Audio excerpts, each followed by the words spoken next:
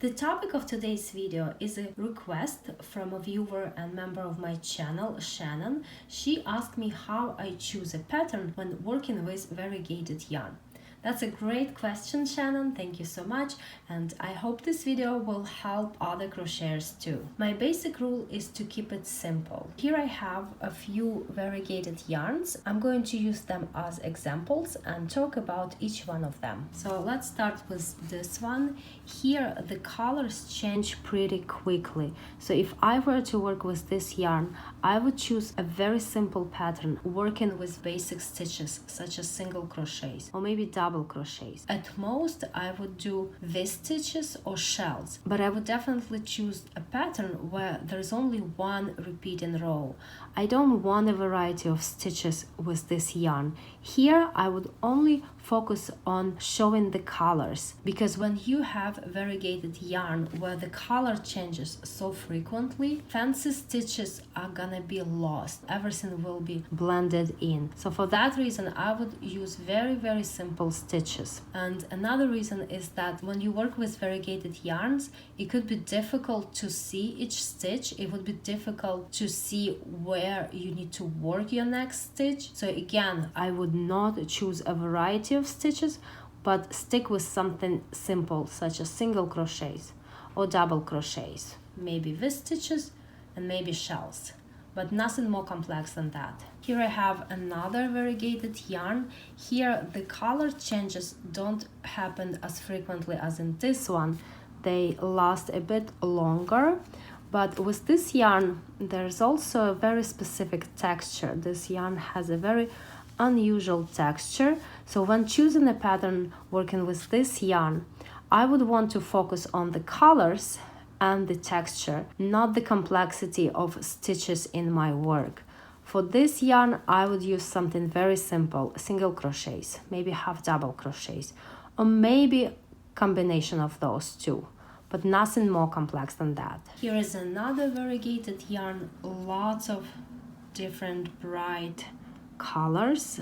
The color changes happen frequently.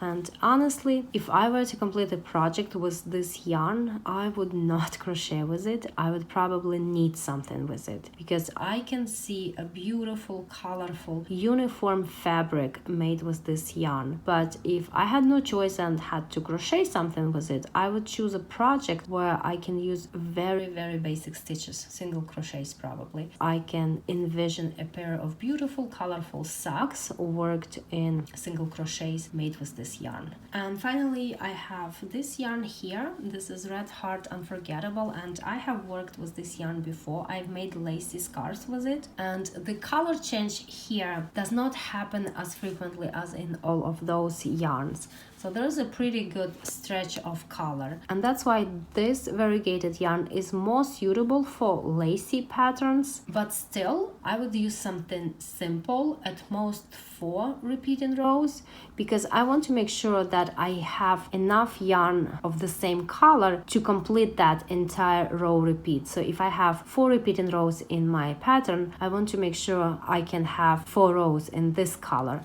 and then the next 4 rows are gonna be in the next color, and so on. Well, I hope that makes sense. Now I'll show you some of the projects that I've completed using variegated yarns in the past, and I'll make a few comments about those projects.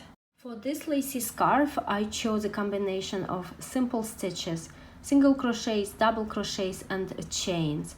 And I think it's a beautiful scarf, but what makes it so beautiful are the colors of the yarn, not the stitches themselves.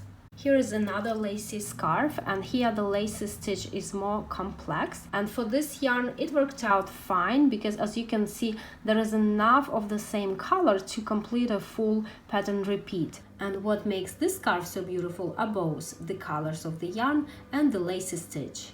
Here is another lacy scarf worked with variegated yarn, and here the colors are all over the place.